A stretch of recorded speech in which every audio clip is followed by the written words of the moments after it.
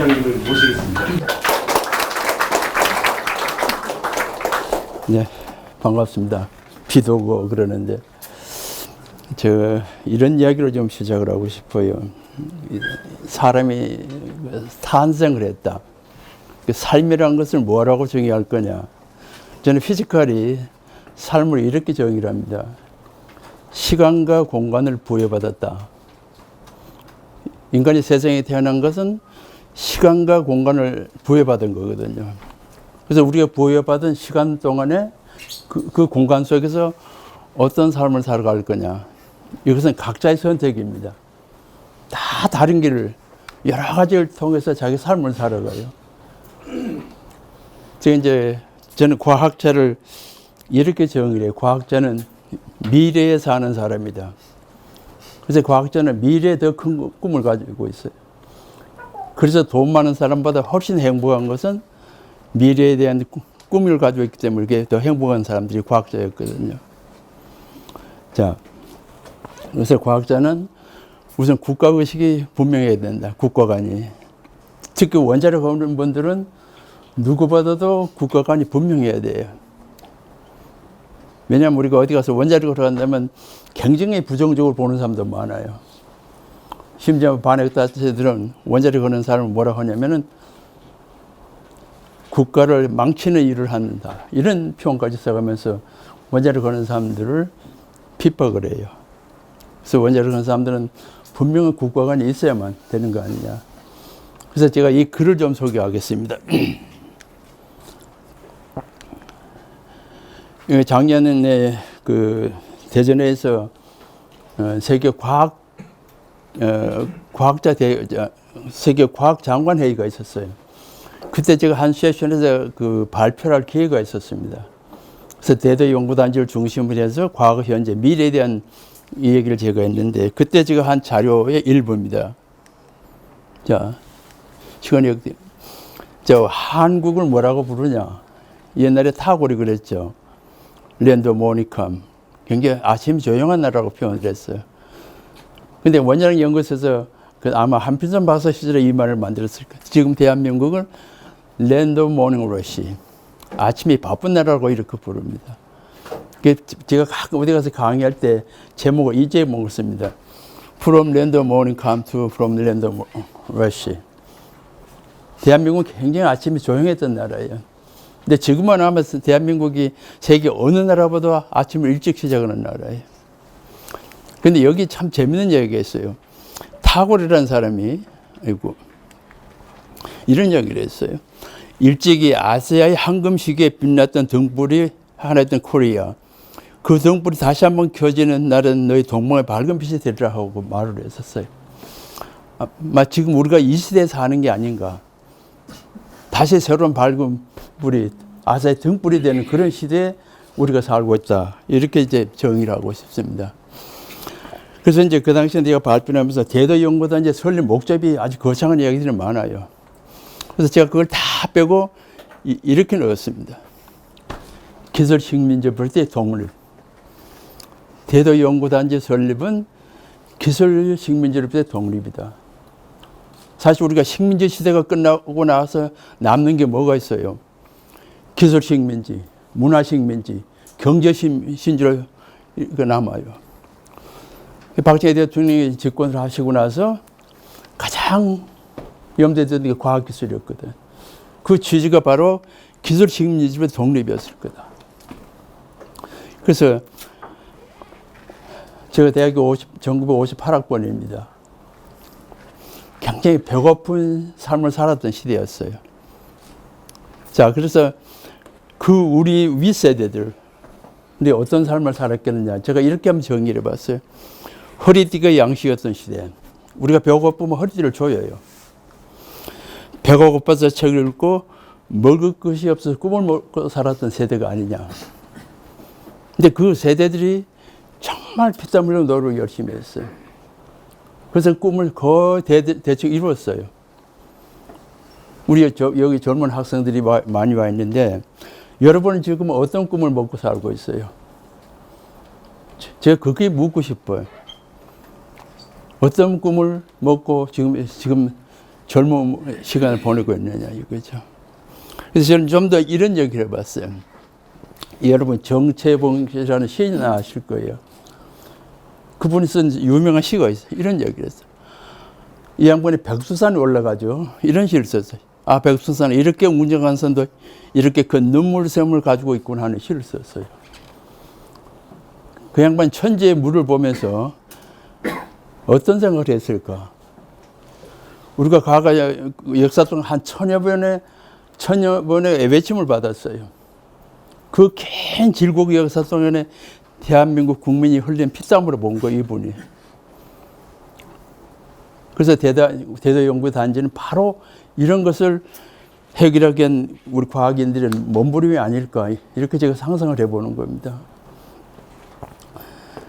제가 이제 원자력을 하게 된 동기를 좀 잠시 말씀드릴게요. 제가 어렸을 때, 초등학교로 기억을 해요. 초등학교 때 피타고라스 정리를 학교에서 배웠어요, 선생님한테. 그게 너무 신기했어요, 그 어린 학생. 피타고라스 정리가 그렇게 신비한 걸 몰라요. 그래서 그때 결심한 게 수학자가 되겠다는 꿈을 꿨었어요. 근데 뭐가 부딪혔냐면, 왜 인간의 원의 넓이를 구할 수 없지 하는데 부딪힌 거예요. 원의 넓이를 구할 수 있어요? 그 파이라는 절대 수치 때문에 정확한 원의 넓이를 구할 수가 없어.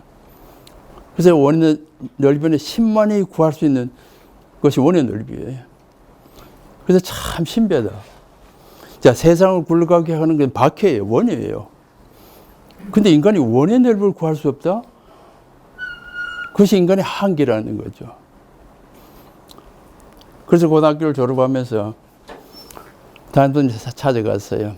제가 수학과를 가겠습니다. 우리 담임 선생님이 딱 뭐라고 하신 줄 아세요? 가난한 사람을 수학을 한 게 아니에요. 그때 수학과 나오면 밥벌이가 전혀 불가능했던 시기에 대학교 58학번 내가 대학을 입학을 했으니까. 그래서 그분이 화학을 전공하셨어요. 화학 공부를 하라 그러더라고요. 그래서 제가 화학과를 갔습니다. 내가 과학을 저렇게 보면서, 야, 만남이라는 게 그렇게 중요했구나. 만약 그분을 내가 만나지 않았으면 수학과를 갔었을 거예요. 그분을 만나서 완전 인생이 바뀌었어요. 그래서 이제 대학을 들어갔는데, 대학 물리과 강의를 들어갔는데, 너무 놀란 것이 뭐냐면, 이익구로 MC 자승이라는 방정식을 처음 봤어요. 근데 거기에 왜 놀냐면, 왜 거기에 빛의 속도가 있지 하는데 놀란 거예요. 왜 빛의 속도가 있느냐, 이제. 빛은 자연에 존재하는 가장 중요한 콘스탄트예요. 근데 왜 이끌고 MC 자승에 빛의 속도가 들어있느냐. 그래서 느낀 것이 참 자연이 신비하다는 생각을 한 거예요. 자연이 참 신비하다. 자연의 절대 상수인 빛의 속도가 그 방정식에 들어있는 걸 보고 정말 신비하다는 생각을 했어요. 그리고 이제 잊어버렸어요. 그래서 이제 유학을 갈 준비를 다 했는데 그 당시에 폐계획을 알아가지고 유학 준비가 5년이나 딜레이가 됐었어요. 그래서 제가 이제 불소학을 공부를 했습니다. 아마 이제 원소 중에서 가장 다루기 힘든 원소가 아마 불소일 거예요. 원자력에서 가장 중요한 원소가 뭡니까? 우라늄하고 불소예요. 우라늄 메탈을 만들면 UF4를 가야 되고, 우라늄 농축을 하면 UF6를 가야 돼. 그래서 이제 68년에 제가 이제 그때 재미 과학자들, 저는 이제 캐나다에서 공부를 했습니다. 재미 과학자들 국내 세미나가 있었어요. 거기 가서 제가 이제 세미나를 발표를 했는데, 발표 끝나고 어떤 분이 저를 찾아왔어요. 한국에 돌아오십시오. 왜 불소학을 하신 분이 별로 없어, 대한민국에. 그래서 69년에 보살을 싸고 한국을 돌아왔어요. 그래서 원자력을 봤어요. 대학교 1학년 때 이익구로 MC 자승을 보면서 원자력에 대한 굉장히 신비감을 느꼈었는데, 돌고 돌아서 그 20몇 년 만에 다시 원자력에 와서 일을 하게 된 거예요. 자, 원자력에 와서 일을 하면서 정말 힘든 사람도 있었고 즐거운 날도 있어요. 가장 힘들었던 날이 2006년 10월 9일이었습니다. 그날 기억하세요, 여러분? 북한이 핵실험한 날입니다. 2006년 10월 9일. 정말 충격을 받았었어요. 밤새도록 술을 마셨던 기억이. 그리고 정말 행복했던 날이 있었어요. 12월 29일인가요? 아랍에미레이트에서 원자로 그 계약하는 사인을 보면서 너무 행복했었어요. 그래서 그날부터 그 다음날까지 쓴 글이 바로 여러분에게 드린 글입니다. 역사와 신화를 창조한 원자력 기술자라. 거기에 제가 그런 말 썼어요. 그날은 바로 우리가 원자력 기술 식민지에서부터 해방된 날이라고 표현을 썼어요. 원자력 기술 식민지로부터 해방된 날. 우리나라가 그날을 지금 원자력 안전의 날인가 뭘로 했죠? 원자력 날로 했던가요? 그래서 저는 그날을 글을 쓰면서 원자력 식민지로부터 해방된 날이라고 이런 표현을 썼어요. 자, 우리가 원자력 기술을 하면서 많은 가서 구걸을 해요. 선진국 가서 자료 구걸을 해. 근데 분명히 있는 줄 아는데 안 줘. 그 심정을 제가 이렇게 비유를 했습니다. 거지가 부잣집에 밥을 얻으러 갔는데 분명히 그 집안에 밥이 있어. 근데 밥을 안 줘요. 딱 거지의 모습. 그런 걸 상상해 보는 거예요. 일본에 가서 자료 구걸, 독일 가서 자료 구걸 해봐도 분명히 있는데 안 줘요. 그것이 다 배고픈 거지 심정으로 도대체 뭐가 다르겠느냐. 그런 심정으로 우리가 일을 했어요, 사실은. 지난달인가요? 그 과학의 날, 박근혜 대통령이 과학의 날 그걸 행사할 때, 그날 마침 식전에 원로 과학자들을 좀 보고 싶다 그랬나 봐. 근데 6명을 초청했는데 저를 초청을 했었어요. 5명은 키스트 창단 멤버였었어요. 그 전에 이제 어떻게든지 원자력 하는 사람 저를 불렀었어요. 가서 이제 식전에 이제 만나서 이야기하면서 제가 그랬습니다. 저희들이 원자력 일을 하면서 우리가 개발한 원자로를 미국 땅에 한번 지어보는 것이 소원이었다. 이제 그 얘기를 했었어요. 한국 자동차가 미국 거리를 달리는 걸 봤을 때 정말 행복했던 그런 기억이 남아있거든요.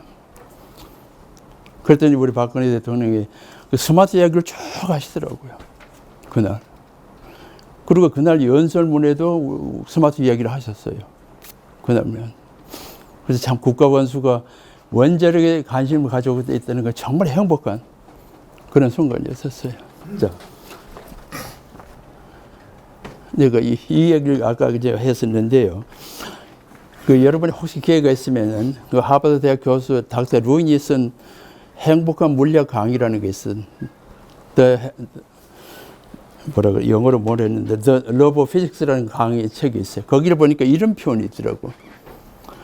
뉴턴의 제2법칙 이야기를 했었어요. 그러면서 뭐라고 표현을 했냐면 가장 아름다운 과학 방정식이다 이렇게 표현을 했었어요. 사실 연력학 제2법칙. 그러면서 거기가 이런 코멘트를 했었어요. 노력하지 않으면 항상 제자리에 머물 수밖에 없다 하는 이야기를 거기서 했더라고요. 저는 이익고로 MC 장수를 보면 이런 생각을 했어요. 이익고로 MC 장수는 가장 심플해요. 변수가 딱 하나밖에 없어요. M 하나밖에 없어요. 그리고 그래서 제가 가장 중요하고 가장 아름다운 방정식이라 이렇게 제가 표현을 써봤어요. 이익고로 MC 자성이. 그리고 그것은 바로 우주의 창조의 비밀이 담겨있는 바로 그러면 빅뱅에서 우주가 창조한 과정이 바로 이익고로 MC 자성 아니겠어요? 그래서 이 방정식을 보시면은 배랩을 딱 하나부터 굉장히 간단한 그런 방정식이에요, 이게. 근데 이것이 모든 우주 산성을 다 설명을 하고 있거든요. 이익고로 MC 자성이라는 게. 자, 아까도 제가 말씀드렸지만은 왜 빛이라고 하는 것이 어느 방향에서 재도 속도가 일정하냐 이거죠. 빛을 가는 방향으로 빛을 따라가면서 재도 속도나 빛을 거꾸로 가도 속도가 똑같아. 그 왜 그래요, 여러분? 왜 빛은 어느 위치에서 재도 속도가 똑같으냐 이거지. 자, 21세기 시작된 과학 방정식이 가장 중요한 게 딱 두 가지가 있어요. 아인슈타인 시간의 상승도 일어나고 양자역학이 있어요. 근데 그 두 가지 다 그 속에 들어있는 가장 키워드가 시간이었습니다. 시간이었어요. 근데 상대성 이론이나 양자의 접근 같은 생각을 전에도 많이 했어, 사람들이 보니까. 근데 그 사람들이 그런 생각을 하면서 실패했던 이유가 딱 한 가지 있었어요.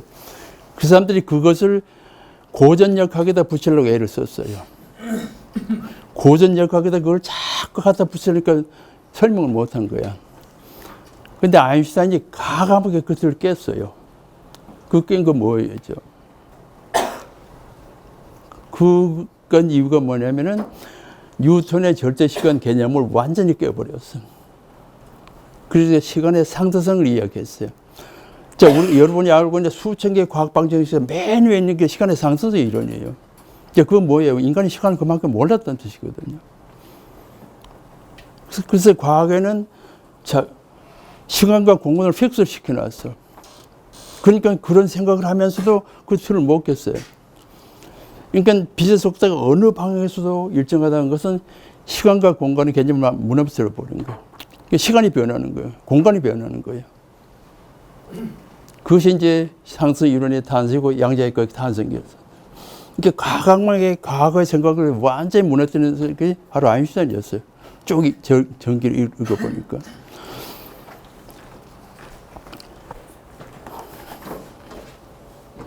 그래서 제가 이제 이런 얘기부터 좀 시작하고 싶어요. 자, 제가 어느 날 과학고등학교 강의를 갔어요. 근데 강의 딱 끝났는데 어떤 학생 손을 바짝 든데 우주가 뭡니까? 근데 깜짝 놀랐어요. 제가 우주라는 말을 설명을 못 해주고 왔어요. 만약 여러분이 학생들이 우주가 뭐냐? 뭐라고 대답하고 싶어요? 우리가 평소에 우주란 말을 굉장히 자주 쓰는 말인데 학생이 우주가 뭐냐 하는데 제가 깜짝 대답을 못 해줬어요. 그래서 내가 며칠 책을 찾았어요. 우주 정의가 시간과 공간이 존재하는 것, 이렇게 정의를 했었어요. 여러분이 성경을 보면 이런 말이 있죠. 태초에 하나님이 천지를 창조했다는 얘기했어요. 그 말을 여기다 한번 대입을 해보십시오. 태초란 말은 시간의 개념이에요. 천지는 공간의 개념이에요. 다시 말하면 하나님의 시간과 공간을 창조했다는 뜻이거든요. 그래서 제가 그걸 제가 의문을 풀었어요. 자, 그럼 자연과학을 우리가 뭐라고 정의를 해요? 자연과학은 결국은 시간과 공간과의 싸움이에요. 모든 자연과학은 시간과 공간의 싸움이야. 자연과학은 시간과 공간을 극복해서 우리의 삶의 질을 높이는 것이 과학의 목적이었거든요. 그래서 자연과학을 이렇게 정의를 해요. 자연과학은 에너지와 포스예요. 에너지와 힘의 과학이라고 이렇게 정의를 했어요. 왜냐면 공간을 움직이는 모든 것은 에너지였거든요. 자, 그래서 이제 보면, 그럼 자연과학을 하는데 딱 세 가지가 필요해요. 에너지가 있어야 되고, 자원이 있어야 되고, 기술통이 있어야 하면 자연과학을 하는데. 우리나라는 지금 에너지가 있는 나라입니까? 자원도 없어요. 그래서 우리는 자연과학을 잘할 수 있는 여건이 하나도 없어. 자, 특히 에너지가는 오염을 엄청나게 안고 있어요. 이제는 청정 에너지가 쓸 수 없는 시대까지 왔어요. 자, 그럼 무엇이 대한민국을 여기까지 끌고 왔느냐? 결국 우리 대한민국 국민이 수학을 잘했어요. 그 수학을 잘하는 우리 백그라운드가 우리가 60년대, 70년대 아무것도 없었지만 많은 기술을 도입해 왔어요. 그걸 전부 우리 거로 만들 수 있었던 것은 우리 국민이 가지고 있는 수학적인 마인드가 그걸 가능하게 했었다, 이거죠. 그러니까 과학은, 수학이 없는 과학은 존재할 수가 없어요. 여기 젊은 학생들 많은데, 그래서 제가 수학 공부를 하라고 제가 부탁드리는 거예요. 수학 공부를 열심히 하십시오. 수학에 모든 것이 다 들어있어. 결국 우리가 아무 것이 없는데도 여기까지 올 수 있었던 것은 바로 우리 국민이 가지고 있는 수학적인 마인드가 가능하게 했다. 근데 문제는 지금부터예요. 우리가 만불 1993년에 도달했는데 지금까지 2만 불, 3만 불 못 가고 있어요. 근데 일본은 만불에서 2만 불까지 딱 6년 걸렸어요. 일본과 우리의 차이가 뭐냐면 일본은 수학이 우리보다 굉장히 앞서 있어요. 그게 차이예요. 그래서 저는 우리나라가 수학 교육을 강화하지 않는 한 선진국가가 그냥 힘들 거라는 그런 생각을 해요. 그래서 우리 젊은 학생들 수학 공부를 좀 열심히 해달라는 부탁을 드리고 있어요. 자, 우리가 세상에 태어나면서 시간을 느끼고 살았어요. 근데 현대 물리가 세상에 탄생할 때 시간을 전혀 모르고 살았어요. Worst time. 근데 지금까지 보면 수학에 대한 시간에 대한 논쟁이 굉장히 많았어요. 근데 성 오거스틴 3세기, 4세기 살았던 성 오거스틴 시간 개념 지금 가장 지금도 많이 쓰고 있는데 시간을 이렇게 정의해서 Time is nothing but change. 시간은 실체가 없어요. 시간은 잡히지도 않아. 그렇지 but change. 모든 변화의 중심에 시간이 자리 잡고 있어요. 그렇죠. 그러면서 이게 성 오거스틴 이런 이야기를 했어요. 누가 묻지 않으면 알 것 같은데 누가 물으면 모르겠다 그랬어요. 그러니까 정말 아리송한 게 시간의 개념이었어요. 그런데 이 사람이 이렇게 정의를 했어요. 시간은 우주에서 가장 강력한 힘을 가졌다. 이렇게 정의를 했었어요. 그래서 저는 과학을 이렇게 정의해요. 과학은 시간에 도전한 학문이 과학이에요. 과학의 시간에 도전한 학문. 그래서 우주의 가장 강력한 독재자가 바로 시간인데 인류 역사를 보면은 약자와 강자의 싸움이었어요. 힘 있는 자와 힘 없는 자의 싸움이었어요. 그러면 과학은 뭐냐면 독재자와 싸움이었어요. 시간이란 독재자의 싸움을 건 게 바로 자연과학이에요. 그래서 그 시간을 극복해서 우리의 삶의 질을 높이는 것이 바로 과학이 아니었겠느냐. 자, 그러면 여기 이제 원자력 하시는 분들 한번 보세요. 아인슈타인의 어록 중에서 가장 중요한 유명한 어록이 있어요. 지식은 제한이 되어 있지만 상상력은 우주를 품고도 남는다는 그런 유명한 말이 있어요. 상상력은 우주를 품고도 남는다. 저는 어디 가서 원자력을 이렇게 쓰면 돼요. 원자력이라는 게 뭐냐 이거죠. 제가 원자를 이렇게 그려요. 근데 원자의 평균 크기가 10의 마이너스 8승선준대요. 근데 핵의 크기는 그것의 10,000분의 1이에요. 10의 마이너스 12승선이지 핵의 크기는. 자, 그러면 원자의 평균 밀도를 한번 보세요. 물의 밀도가 1이죠. 철의 밀도가 8점 돼요. 그 지구에서 가장 무거운 원소 이리듐의 밀도가 23이에요. 자, 근데 문제는 원자의 총 무게를 100%를 한다면 10,000분의 1밖에 안 되는 핵의 전체 무게 99.98% 핵이 다 가지고 있어.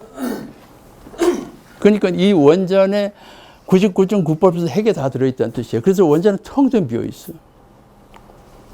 그래서 엑스레이가 마음대로 우리 몸을 투과하고 보여주니까 바로 이 엑스레이 파장이 짧아가지고 여기를 마음대로 들고 다니는 거거든요.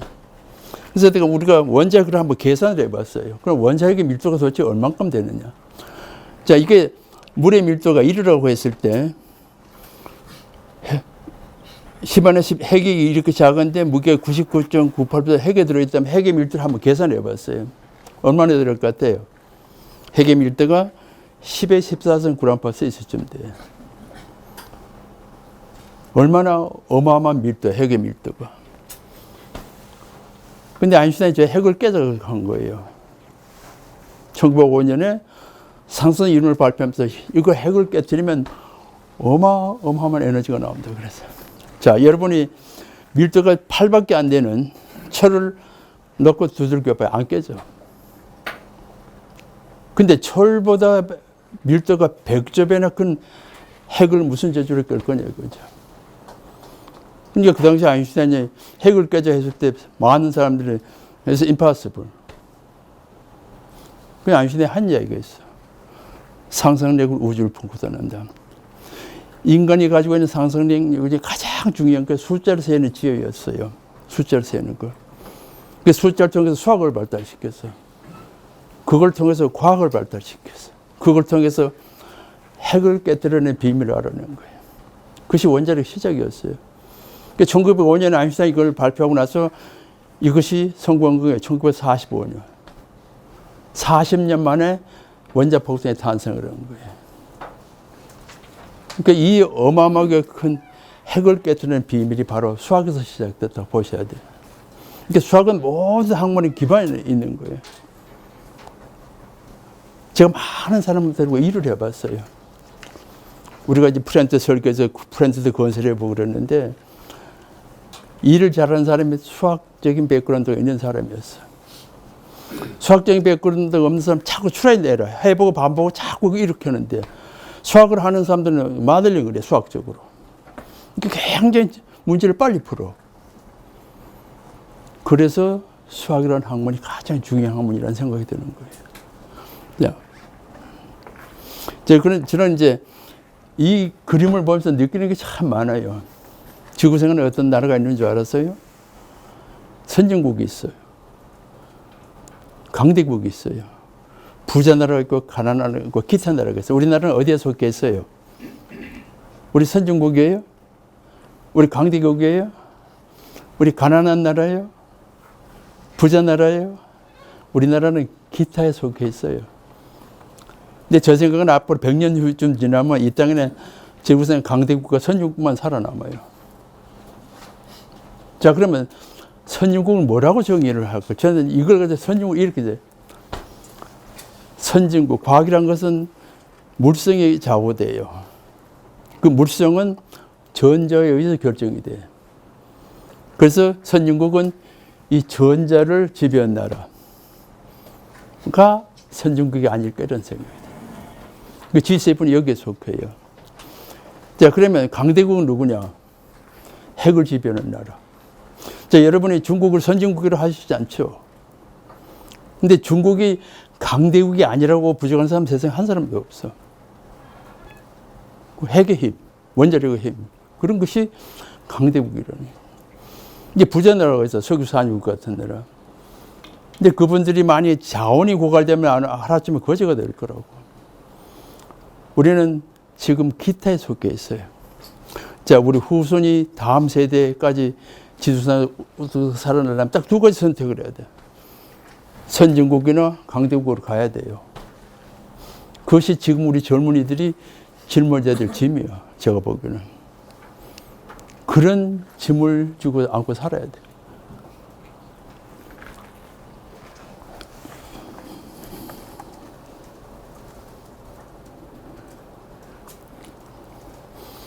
자, 이제 이 좀 끄고 제가 이제 기술 자료 이야기를 좀 하겠습니다.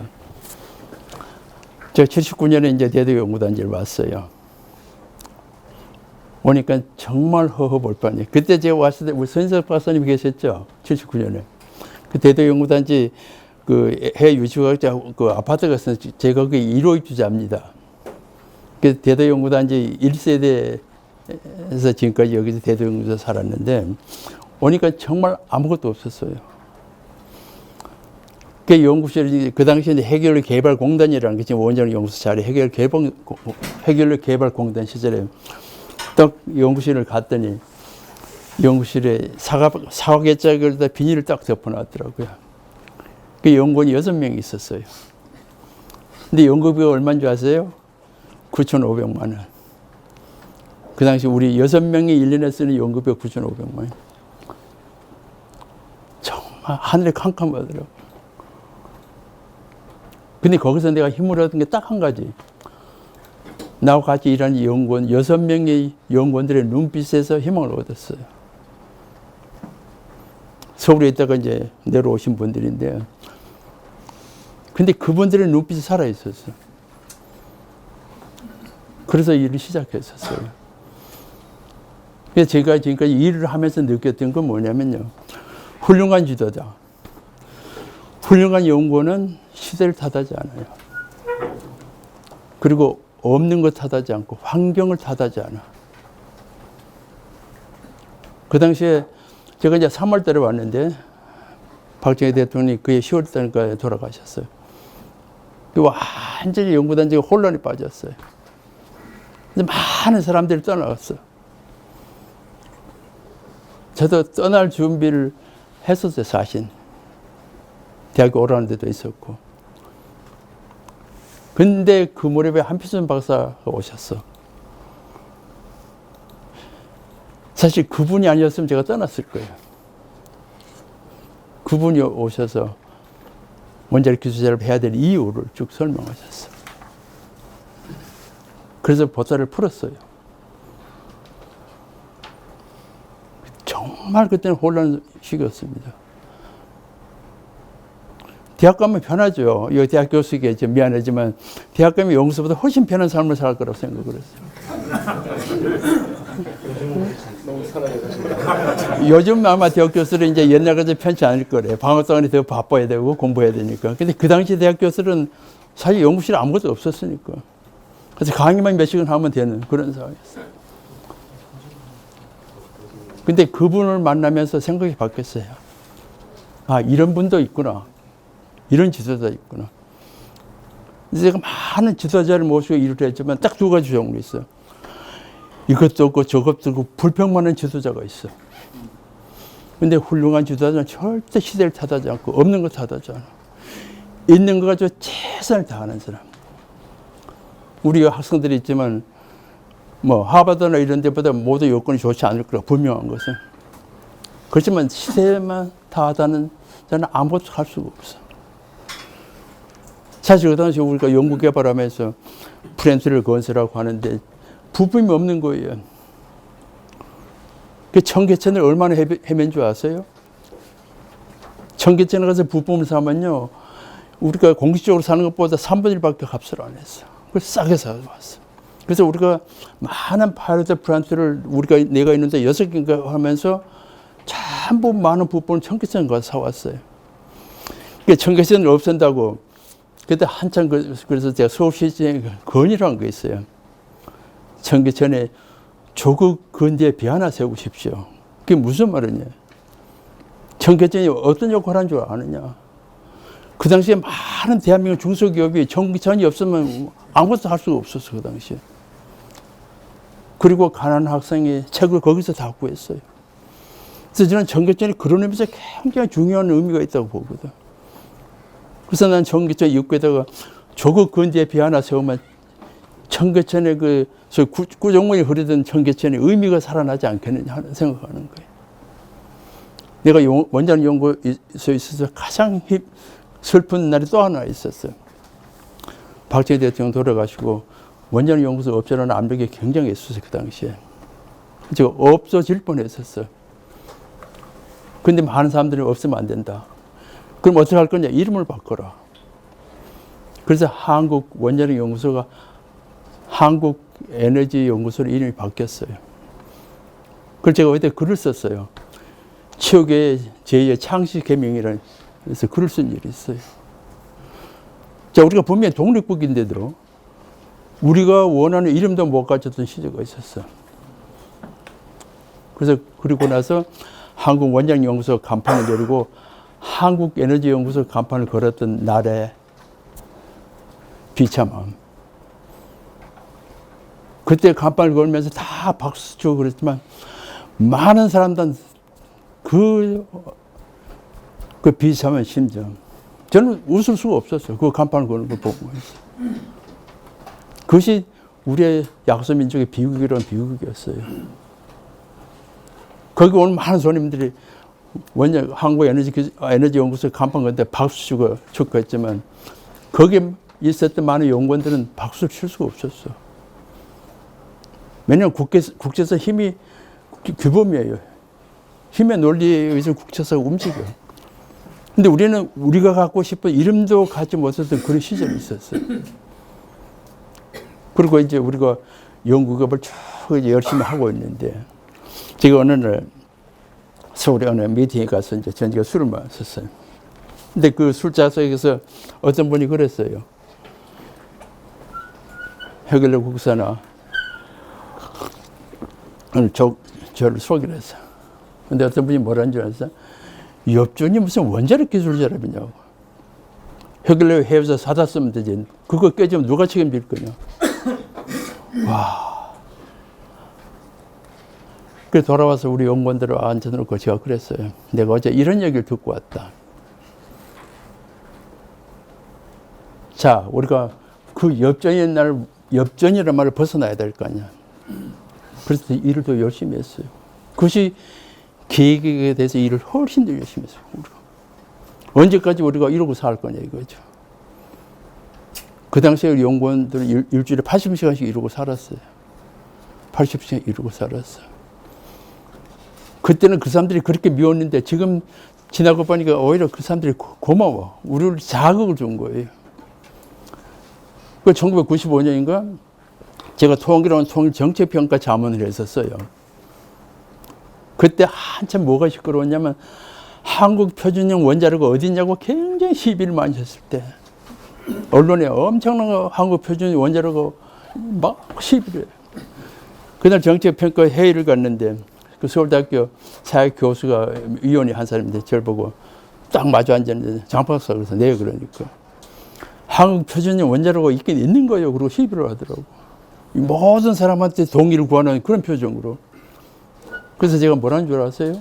딱 그랜저 생각이 난 거예요. 소나타인가 그랜저 생각이 났어요. 서울 시내를 달리는 그랜저가 미국 차입니까 한국 차입니까 제가 물었어.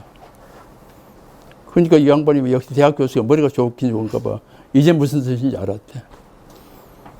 사실 한국 표준형 원자가 실체가 없잖아요 사실은 그 당시에. 그리고 그분이 뭐라는 줄 아세요? 일본 같은 선진국도 일본 표준형 원자로가 없는데 무슨 한국이 한국 표준형 원자로가 있다 떠드냐 이런 식이에요. 근데 그 실체를 인정받은 것이 2009년에 아랍에미리트에 우리가 원자로를 수출하면서 그 실체가 드디어 세상에 태어난 거거든 사실은. 그래서 그 표현을 그렇게 쓴 거예요. 기술식 민주를 비롯해 독립한 나라라는 표현을 쓴 거예요.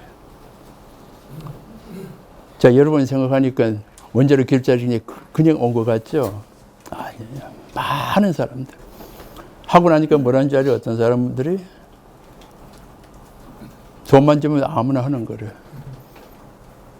돈만 주면 아무나 하는 게 기술 자립인 줄 아세요, 여러분? 아니에요.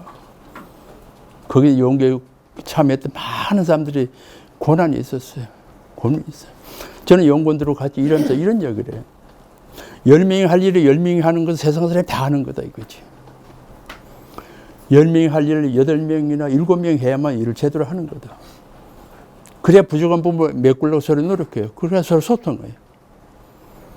자, 10명이 할 일을 10명이 하는 건 세상 사람이 다 하는 일이에요. 그러니까 완전 우리가 부족한 상태. 해야만 창의력이 생기는 거 아니냐 이거죠. 우리가 원자로 기술 자립하면서 많은 밤을 새웠어요. 우리가 이제 그 유효도 분말을 만드는 그런 실험을 하면서요.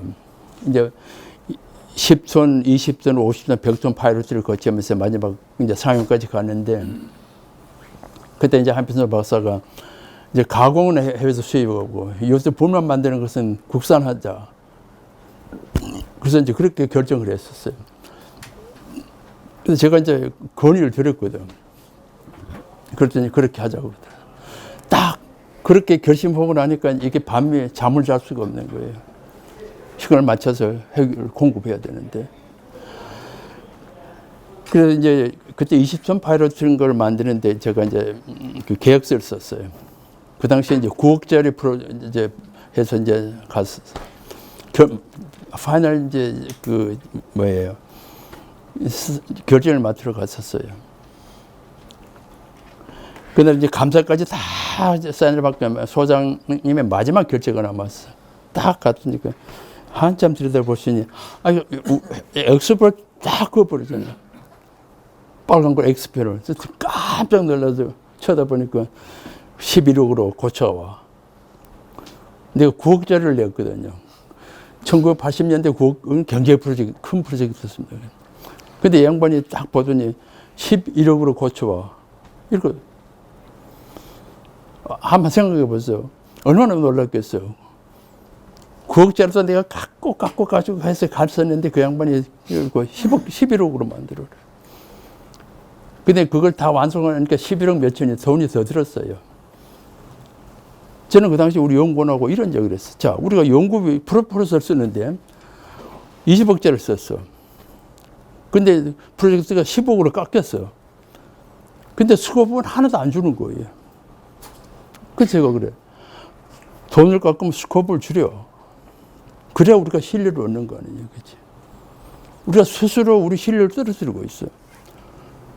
10억짜리가 5억이 되면 스코프가 반으로 줄여야 되는 거 아니에요? 우리가 그런 것부터 좀 고치자. 그래서 우리가 신뢰를 얻어야 될 거 아니냐. 이제 한필서 박사 저 개인적인 성격을 잘하니까 틀림없이 그거 부족할 거다. 근데 해보니까 11억이 더 들었어요. 그리고 이제 그래서 이제 그 프렌트를 이제 하는데 제가 우리 연구원들도 조언을 구했어요. 이렇게 구했어요. 40일간 운전을 해보고 엔지니어링 데이터를 얻자. 근데 이제 두 번인가 이제 40일간 이제 24시간 이제 그 밤을 돌린데 연구원을 반을 쪼개가지고 12시간씩 시프트를 돌렸어요. 근데 참 놀란 것이 20대, 30대, 40대, 50대 같이 일어나는데 밤을 새고 그 다음날 아침을 보면요. 20대하고 40대 얼굴이 달라요. 40대는 우리 까매. 그리고 40대는 회복하는데 며칠이 걸려. 근데 20대는 뭡니까? 하루쯤 밤을 새도 껐덕도 안 해. 야, 그것이 나이라는 게 그렇게 무서운 거는 걸 제가 실감을 했었어요. 근데 어느 날 우리가 이제 12월 4일인가 11월 며칠 날 이제 그 40일간을 해서 이제 계획을 세웠는데 그게 끝난 날이 12월 20일인가 끝나는 걸로 돼 있어요. 크리스마스 전에.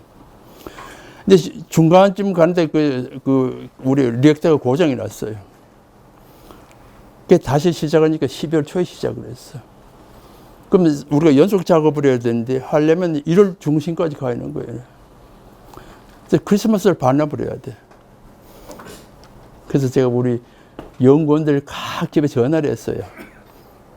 이번에 크리스마스는 반납해도 되겠습니까? 연구원들을 다 양해하고 가족에 전화를 해가지고.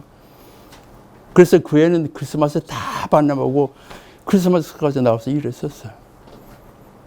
그래서 성공한 거에 우리 서해 해결로 변한 공정이었습니다, 사실. 40일간 난스톱으로 오퍼레이션 2조를 가지고 일을 했었어요. 그래서 제가 어디서 쓴 글이 하나 있어요. 뭐라고 쓴지 아세요? 그날에 이제 밤 11시가 되면은 동네 아줌마들이 닭죽을 쏟아줘요. 닭 2마리, 3마리 닭죽 이만큼 쏟아줘. 그러면 밤 12시쯤 되면 그 통 안에 같이 숟가락 넣어서 같이 닭죽을 먹어요. 그래서 내가 뭐라고 글을 쓴 줄 아세요? 동네 아줌마들 고맙고 우리가 먹은 닭의 영혼을 위해서 제사 한번 지내야겠다 그랬어요. 우리가 수백 마리 닭죽을 해서 먹었었어요. 그 일을 하면서. 자, 프루다이스 베이스라는 것이 뭐냐면은 이제 그 밑에서 이제 필요한 이제 가스가 올라오고 이제 그 배시 막 유동성 반응 움직이면서 반응이 일어나는데 어떤 날은 딱 보면 전혀 반응이 일어나지 않았어요. 근데 그 안에 압력이나 그것은 하나도 변하지 않아요. 그래서 배지 완전 추워서 가라앉았고 애는 그저 올라가. 도대체 이게 뭔지를 알 수가 없네. 몇 번 실험했는데 그런 것이 나타났어요. 그래서 막 고민하는데 우리 연구원 그 김태준 씨랑 연구원 부인이 간호사가 한 분 있었어요. 근데 이분이 이제 집에 가서 이제 이 친구가 고민을 이렇게 부인이 물었어요. 왜 당신이 그렇게 힘을 빼고 앉았냐 그러니까 그 이야기를 한 거예요. 그러니까 부인이 뭘 꺼내주니까 청진기를 꺼내서 청진기를 가서 한번 세수해보라 이렇게 된 거라. 그게 가져와서 이제 청진기를 대봤어. 근데 부서서 배대 안에 안벽은 똑같아요. 공기를 계속 그러는데 이 파우더만 움직이지 않고 가라앉아 버린 거야. 근데 불사에서 배시 막 이렇게 움직일 때는 이게 우리 심장 같은 소리가 들려요. 그 청진기를 대보니까. 근데 이제 그것이 가라앉아 버리면 소리가 전혀 안 나요. 모든 게 파우더가 가라앉았으니까. 그래서 그 청진기를 가지고 문제를 해결했었어요. 그래서 그 친구 부인이 아니었으면 우리가 굉장히 애를 먹을 뻔했어요. 그래서 이제 그걸 어떻게 해결했냐면 이제 초킹, 그게 초킹이라고 그래서 우리 심장이 멎으면 전기 충격을 주죠. 똑같은 원리예요. 완전히 가라앉았는데 에어로 펄스를 줘. 강한 에어 펄스를 주면 그게 깨져서 다시 움직이기 시작해요. 그래서 그 문제를 풀었어요. 그래서 제가 이제 그러면서 야, 우리는 연구원이 가족까지 동원해서 연구를 했다. 우리 가족들이 크리스마스도 다 반납해주고 가족들이 그런 어려움을 통해서 우리가 그런 일을 해낸 거거든요, 사실은. 그래서 이제 해결로 국선, 이제 해결로 이제 원전 연료 주식회사가 생기면서 저거 이제 우리가 해결료를 우리 걸로 공급할 시기가 된 거예요. 아, 근데 시간이 닥쳐오는데 이게 해결이 안 되는 것이 몇 가지가 있었어. 그래서 고민했는데 할 수 없이 이제 우리가 제때 공급을 못하게 됐어요. 그래서 한번 박사님 찾아가서 우리가 도저히 시간을 맞출 수가 없다. 6개월만 시간을 더 주십시오. 해가지고 6개월의 파업자를 해외에서 다시 수입해 와서 할 수 없었어요. 그 6개월 동안에 이제 그걸 다 성공을 해가지고 이제 우리 약속 시간보다 6개월 늦게부터 이제 요트 분말 공급하는 이제 그런 계기가 됐는데 정말 피를 말리는 싸움이었어요. 왜냐면 발전소 해결료를 공급해야 되는데 우리가 분말을 공급하는 게 6개월이 딜레이 된 거예요. 그래서 그 기간에 필요한 것을 할 수 없이 해외에서 사올 수밖에 없었던 그런 거. 이제 그런 걸 당하면서 우리가 잠을 어떻게 잤겠어요? 잠을 잘 수가 없었어요. 워낙 힘들었었어요. 그러니까 사실 지금 이제 그 길을 다시 돌아가라고 하면 못 갈 것 같아.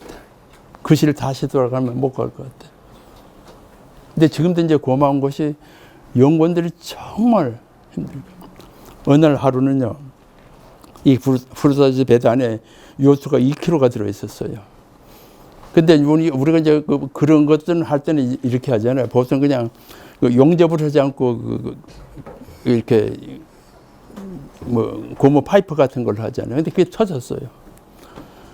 근데 아래층에 있는데 2층에서 막 소리가 들려. 쫓아갔더니 2kg 요트 분말이 여기 터져가지고 온 연구실이 막 시커멓게진 거예요. 근데 거기에 박영목이라는 연구원이 막 새카맣게 뒤집어서 엉엉 울고 앉았는 거예요. 올라갔더니 와 정말 앞이 캄캄. 그 이제 그 우리 연구원들이 전부 옷을 홀랑 벗고 그 연구실에 들어가서 파이프 수돗물 가지고 그 연구실 천장부터 다 씻었어요. 2kg 요트 분말이 요거 작은 방에 공중에 비산이 됐으니 한번 상상을 해봤어. 막 눈, 코, 입이 헐떡 막 새카매진 거예요. 그러니까 우리 박영묵 친구 막 거기 들어앉아 혼자 이제 마침 거기 있었는데 막 엉엉 울고 앉았는데 막 시커멓게 뒤집어서 얼마나 겁이 났겠어요. 그래서 이제 그 다음날 우리가 스캐닝을 그 며칠 후에 스캐닝을 해봤어요. 우리 몸에 우라늄이 있는지 했더니 뭐 며칠 전에 다 배설되고 빠져나오고 이제 없었어요. 그래서 그 어려운 고비를 우리가 넘겼었어요. 그러니까 이제 우리가 그런 일을 다 하면서 여기 아까 사진이 이제 있었을 거예요. 근데 이제 그것을 해결하는 과정에 그 까베의 독일의 유명한 닥터 안섬이라는 과학자가 있었어요. 그래서 2년에 한 번씩 우리하고 와서 컨설팅 해주는 친구가 있었는데 분명히 뭐가 있는데 안 내놔 자료를. 그래서 어떻게 지금 골당 그 자료를 꺼내지 싶어서 이제 어느 날 그 친구가 야 나하고 오늘 경변에 구경 가자. 그때 새마을에 오고 있을 때 닥터 아스만을 데리고 경주 가는 기차를 타고 새마을 타고 내려갔었어요. 가면서 제가 뭐라 그런지 아세요? 나보다 나이가 조금 어린 친구였어요. 닥터 아스만이라는 친구인데 너가 세계적으로 유명한 핵물질 박사라는데 도대체 너하고 나하고 뭐가 그렇게 다른 거냐? 자존심을 막 건드렸어. 내가 물으면 대답을 안 하는 게 분명히 노원을 가지고 있는데.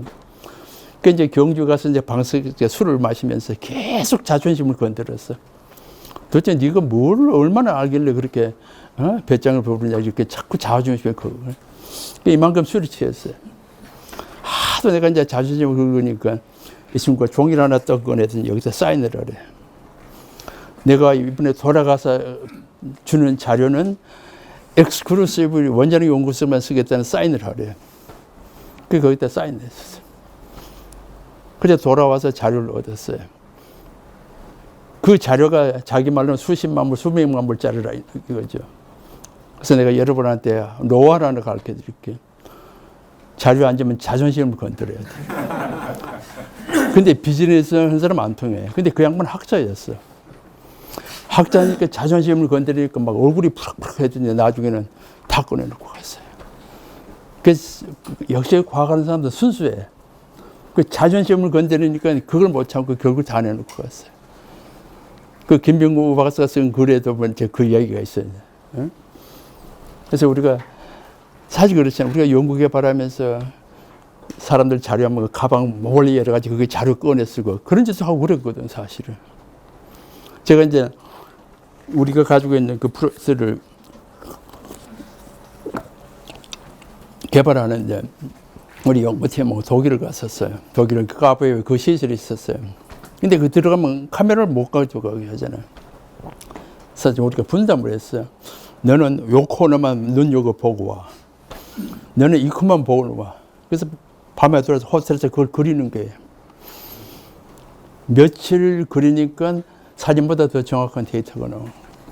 왜냐면 사실 케미컬 프린트는 파이프 사이즈라든지 파이프 그 앵글 같은 게 굉장히 중요해. 그 액체가 흐르는데 이제 그런 걸 다 보고 와서 밤새도록 그리는 거예요. 그러면 카메라가도 없어서 며칠만 가서 보고 와 오면 똑같이 그러네. 그래서 그 프로 다이어그램을 가서 눈으로 도둑질해 온 거예요. 카메라 못 쓰게 하니까. 그러니까 우리가 할 수 있는 모든 최선의 방법은 다 하는 거지. 이제 그런 노력. 그 저 언제나 그러죠. 오늘은 이게 좀 취약점, 이것 우리가 분명히 돌아와서 이것 제대로 그리자. 그 와서 이제 다 그래가지고 이제 계산해 보냐. 파이프 사이즈가 그 풀이 속도가 얼마고 그걸 다 계산해 보면 거의 다 맞아. 사실 우리 케미컬 프린트는 그 파이프 사이즈가 굉장히 중요하거든요. 그 앵글 같은 게 굉장히 중요한데 그거 그래가지고 나한테 수학적으로 계산해 보니까 다 맞는 거예요. 그래서 사실은 그런 것 때문에 우리가 그나마 그 시간에 그걸 해낼 수 있었거든요. 이제 그런 자료마저 없으면 정말 힘들어요. 이제 그런 것이 있었기 때문에 그나마 그 시간에 맞춰서 할 수 있었고 할 수 있는 거 아니냐. 그러니까 우리가 이제 그런 막 연구 개발하다 보면은 사실은 이제 별 생각이 다 나죠. 때로는 협박도 해보고, 때로는 달래기도 해보고. 이제 그런 많은 노력들이 이렇게 이제 모아져서 결국 이제 하나의 선을 이루는 거거든요, 사실은. 그러니까 여러분이 이제 혹시 외국 학자들 와서 강의를 하거든. 그런 그 자존심을 건드리는 연습도 좀 해보세요. 이 양반은 어떻게 자존심을 건드릴 거냐. 그리고 이제 우리 학교들이 여러분 이제 젊은 학생들 한번 해외 나갈 텐데 우리가 이제 해외 학교에 가면 우리끼리 놀아 언제나 보면은 제발 해외 나가거든 외국 학자들을 좀 어울리는 그런 버릇이 있어요. 저 그런 학교에 나가서 질문을 하면요 인간관계가 형성이 돼. 그 스피커고 질문자고 인간관계가 형성이 돼. 그럼 좋은 인간관계가 형성되면 다음에 일할 것이 굉장히 편해요. 미국에서 이런 어떤 분 글을 보니까 이런 게 있었어요. 미국에서 이제 많은 토론을 하잖아요. 사회자의 고민이 있어. 딱 두 가지 고민. 어떻게 하면 인도 사람의 말을 줄이게 할 거냐. 그게 하나고. 인도 사람들이 말이 많거든. 하나는 일본 사람들은 입을 어떻게 열 거냐. 두 가지 고민이라는 거예요. 근데 한국 사람은 일본 사람보다 더 해. 해외 학교 가면 한국 사람들은 질문이 없어. 그 사회자가 고민이 인도 사람들이 입을 막는 거고 일본 사람들이 입을 열거는 거예요. 그냥 그걸 읽으면서 야 그래 정말 그렇다는 생각이 들어요. 그래서 우리가 국제학교 같은 데서 가능하면 그 사람들과 어울려야 돼요. 그래야 정보 하나라도 얻고 그래야 그 사람들이 인간관계가 형성돼요. 어차피 전 세계 과학자들과 우리가 소통을 하고 해야 되는 그런 시대에 살면서 어디 가서 우리끼리만 그 한국 음식점만 찾아다니고 저는 해외 출장 가면요 가능하면 한국 음식점 안 가려고 그래요. 그리고 저는 해외 출장 가서요 꼭 그 나라 음식을 해서 달라고 그래요. 왜냐하면 모든 국가는 고유한 음식이 있어요. 이제 그 나라 음식을 먹어야 그 나라 사람들과 대화가 돼. 자, 외국 사람이 한국에서 김치 이야기하면 우리가 굉장히 가깝게 느끼지. 그래서 제발 해외 나가거든. 한국 음식 좀 쫓아다니지 말고 그 나라 음식 좀 찾아 먹는 그런 것도 우리가 하나의 좋은 일이라고 하는 생각이 들어요. 사실 원자력 근데 그때 하여튼 이렇게 한 40몇 국을 돌아다녀 봤어요. 제가 딱 느낀 거 있어. 도대체 선진국과 후진국 차이가 뭐겠느냐 이거예요.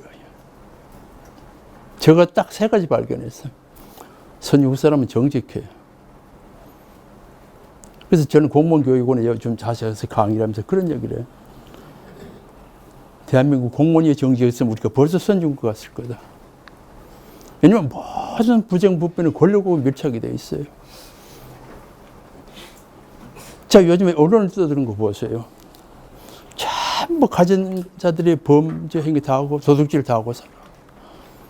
그러니까 국민이 국가를 안 믿는 거거든요. 근데 만약 학자가 그 양심까지 버리면 도대체 뭐가 되겠어요? 꽃하면 뭐 논문 표절이다 뭐 이런 짓들. 그러니까 우리 학자들은 정말 정직해야 돼요. 사실 우리도 연구하면서 데이터 가지고 고민할 때가 많아요. 우리가 생각대로 데이터가 안 나올 때가 많아. 그렇지만 그걸 이겨야 돼. 그러니까 두 번째 선진국 사람 책을만 읽어요. 제가 일본 간 얘기예요. 일본 어느 날 국제회의를 마치고 저녁에 전철을 타고 한번 밤 11시에 전철을 한번 타자고 전철 타러 내려갔어요. 일본에 가면 그 플랫폼 밑에서 그 박스를 해놓은 그 거지들 거기서 자요. 근데 딱 내려갔던데 어떤 거지가 탁 그리고 책을 읽고 앉았네. 와, 너무 좋고 그래서 한참 서 있었어요. 그 거지 책 읽는 모습 너무 진지했어. 그래서 내가 대한민국 와서 버릇이 나왔어요. 서울역이나 대전역 내려서 책 읽는 거지를 찾고 있는데 아직 못 찾았어. 소주병 들고 다니는 거지를 내가 많이 봤어. 내가 만약 책 읽는 거지를 찾으면 내 포기했던 돈을 다 꺼내주려고 그래. 진짜예요. 그것이 일본과 우리 문화의 차이야. 일본이 왜 그냥 선진국된 거 아니에요. 우리가 정말 우리가 그 세 번째는 뭔지 아세요? 여성이 사회활동이 많아. 선진국은 인구의 반이 여성인데 그 여성 인력 활용 못하면 선진국 못 보여. 내가 여러분한테 책 하나 권해야겠다. 어느 날 작년에 KBS 유수 PD가 저를 찾아왔어요. 책을 한 권만 소개해 주십시오. 왜냐면 KBS 대전 방송 KBS 뉴스에서 책을 가끔 소개하는 코너가 있어요. 한 30초. 그 제가 물었어요. 내가 한 100권쯤 소개를 하면 하겠는데 어떻게 한 권을 소개를 하냐. 누구를 해서 소개를 하냐고. 근데 유수 시간에 한 권밖에 소개를 못한대. 그래서 그때 내가 막 책을 읽고 나왔던 책이 뭐냐면 여성에게 공부가 필요할 때. 그런 책 제목이었어요. 여러분 보세요. 남자들을 꼭 읽어야 되죠. 내가 남자들한테 더 많이 고는 책이 그 책이었어요. 여성보다. 여성에게 공부가 필요할 때. 거기 이런 이야기였어. 영원히 청춘으로 사는 방법이 책을 읽는 거라. 영원히 청춘으로 사는 방법 책을 읽는 거다. 두 번째는 인간의 한계를 극복하는 수단이 책에 있다. 이렇게 돼 있어요. 그 책 읽기는 자기의 가장 아름다운 로맨스라고 그랬었어요. 책 읽는 거. 제가 연구소 소장 간두가 11년이 됐습니다. 11년 동안 책을 얼마나 산 줄 아세요? 4,500만 원짜리 책을 샀어요. 매달 30몇만 원짜리 책을 샀어. 근데 책을 산 이유가 있어요. 어느 날 책을 보니까 찰리 차플린이 한 이야기에 너무 쇼크를 받았어요. 찰리 차플린이 얼마나 많은 작품을 만들었어요. 만들고 나서 어느 날 이제 은퇴에 다 왔는데 어떤 기자가 찾아갔어. 당신이 지금까지 수백 개 작품을 만들었는데 가장 훌륭한 작품을 하나만 소개하십시오. 뭐라고 대답했을 것 같아요? 앞으로 만들 작품입니다. 이렇게 대답하는 거예요. 앞으로 만들 작품이라 이렇게 대답하는 거예요. 전 그 소리에 너무 충격을 받았어요. 야, 그래. 저렇게 위대한 세계적인 코미디언이 그 많은 작품을 만들어서 그 많은 전 세계인들 울리고 웃기는 분이 가장 훌륭한 작품을 소개하라고 하니까 앞으로 만들 작품 이렇게 대답하는 거예요. 그걸 보면서 내가 정신이 번쩍 들었어요. 그래서 제가 은퇴의 보살을 풀었습니다. 그 말 한마디. 지나간 과거는 지나간 과거일 뿐이고 앞으로 우리가 살아야 될 삶. 그게 얼마 남을지도 모르죠. 아까 제가 서두에 그랬죠. 삶이란 것은 시간과 공간을 부여받는 거라고 그랬어요. 근데 저는 시간이 거의 다 됐어요. 별로 얼마 안 남았다고 생각해요. 그렇지만 그 남아있는 시간만이라도 좀 멋지게 써보고 가자. 당장 내일 죽을지라도. 그래서 그것이 바로 언어의 생명력이 아니겠느냐. 말 한마디가 사람을 바꿔. 저는 그렇죠. 과학자는 미래에 사는 사람이다. 가까운 먼 미래의 꿈을 가진 게 과학자예요. 그래서 돈 많은 게 별로 부럽지 않은 거예요. 그런 꿈이 있기 때문에. 인간이 꿈이 없으면 뭐하러 살아요? 우리 젊은 학생들,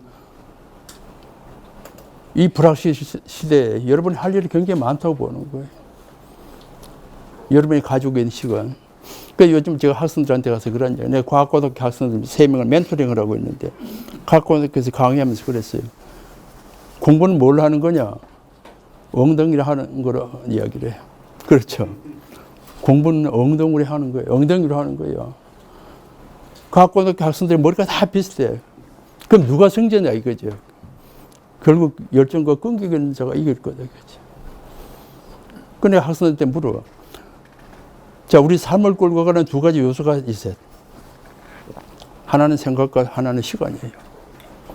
시간은 밖에서부터 오는 거고, 생각은 이 안에 들었어. 그러니까 어떤 생각을 가지고 우리에게 주어진 시간을 활용할 거냐 이거거든요.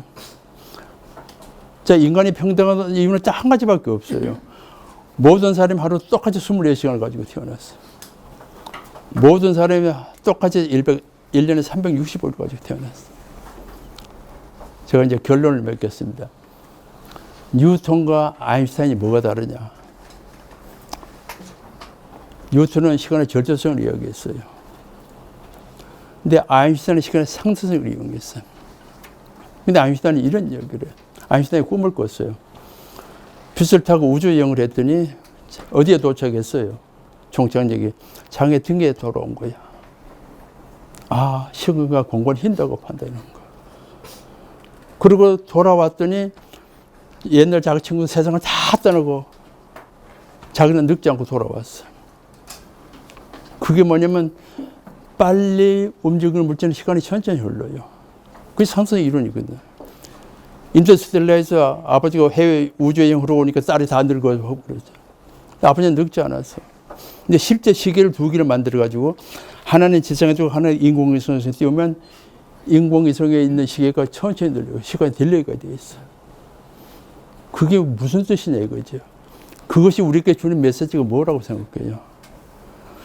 열심히 사는 사람은 오히려 긴 삶을 산다는 뜻이에요. 그러니까 새벽부터 일어나서 하루 종일 일하는 사람은 하루가 굉장히 길어.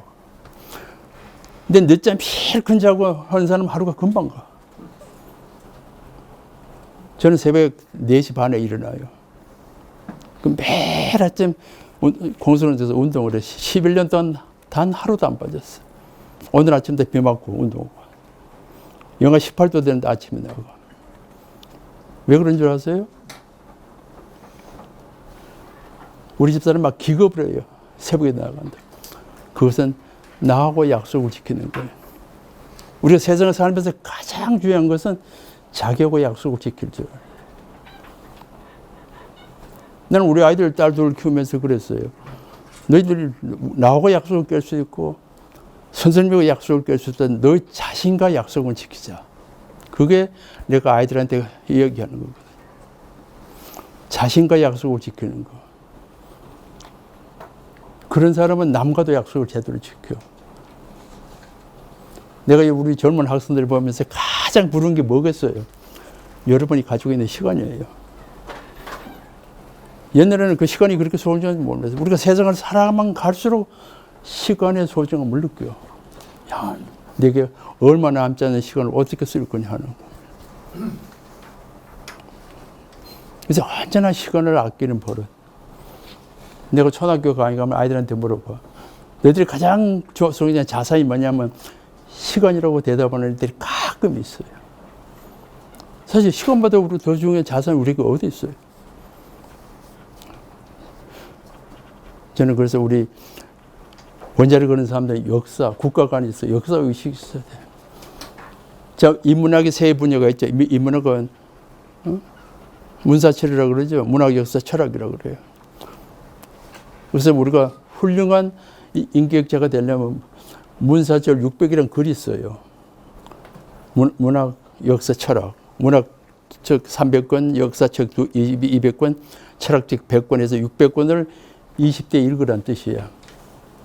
그래서 제가 거기에 맞춰서 문사철 과 700이라는 글을 써줬어요. 그 과학책도 100권쯤 읽어야 현대인의 자격이 있다 이거죠. 왜 인문학에서 과학을, 역사를 그렇게 중요시하는 얘기죠.